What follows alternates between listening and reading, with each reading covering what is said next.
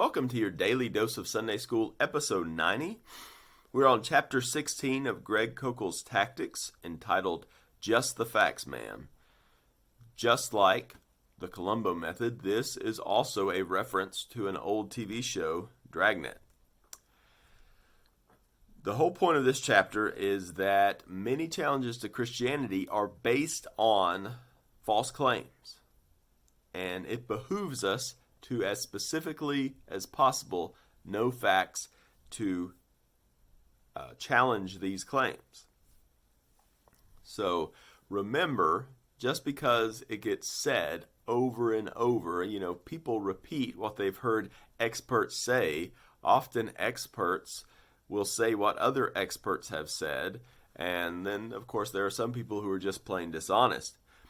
So it's good to know the facts, especially as much as you can on major topics.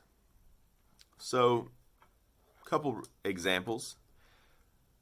Religion is the greatest source of evil in the world. You would get the impression from the way some people talk that if we just got rid of religion, then there would be practically no wars ever. Well, this is false, because here is the fact. Most wars are not religious, and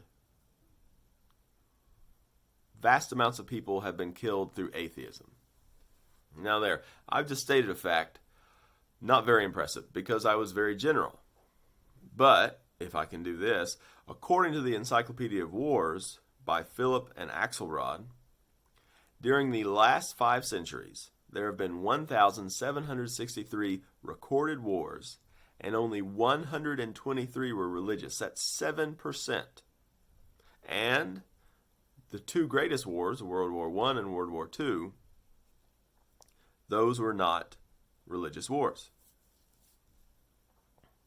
Add to that, if you look up mass killings in the Guinness Book of World Records, you see that the vast majority of people have been killed from atheist societies.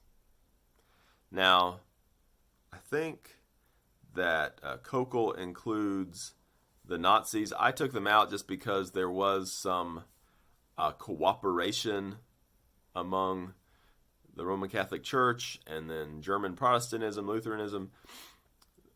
There was also resistance, so that's not fair. But people always like to claim that one as if Hitler himself was not challenging the claims of Christ, which he was. But take those out. That's like 10 million compared to somewhere around 100 million in communist societies that were based on atheistic Marxist ideology. And so, if you want to just say what allows a society to just destroy vast amounts of life, it's unbelief. So in the Soviet Union, 66 million Soviets were killed under Lenin, Stalin, and Khrushchev. In communist China, somewhere between 32 and 61 million people were killed.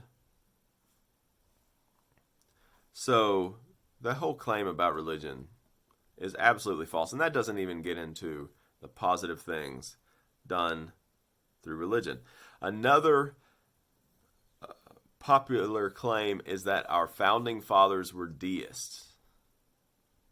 Well, tell you what, most of them were Protestants.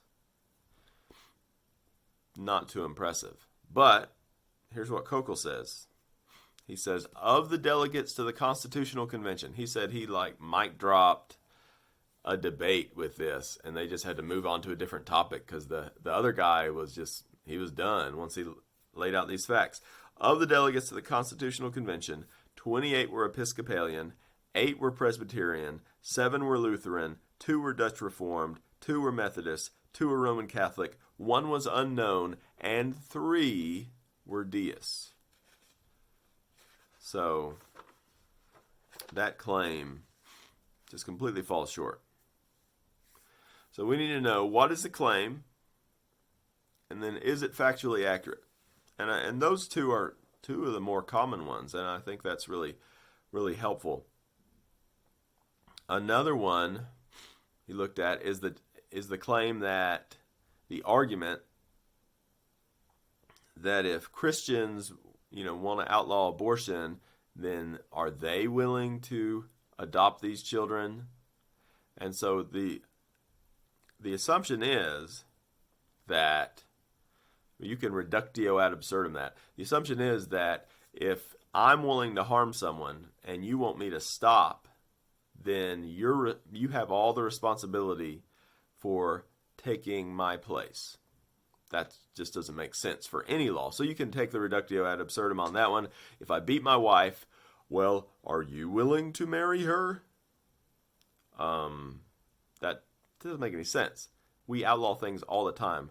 Just false. But it also assumes that pro-life people are not caring for mothers in crisis pregnancy. And that is, for any Christian, that's the most laughable claim, because our nation is filled with crisis pregnancy centers that are set up to help the church be able to minister to these women. And so, according to Kokel's research, around the world there are 4,000 pro-life service providers, and that there's actually more crisis pregnancy centers in America than there are abortion clinics.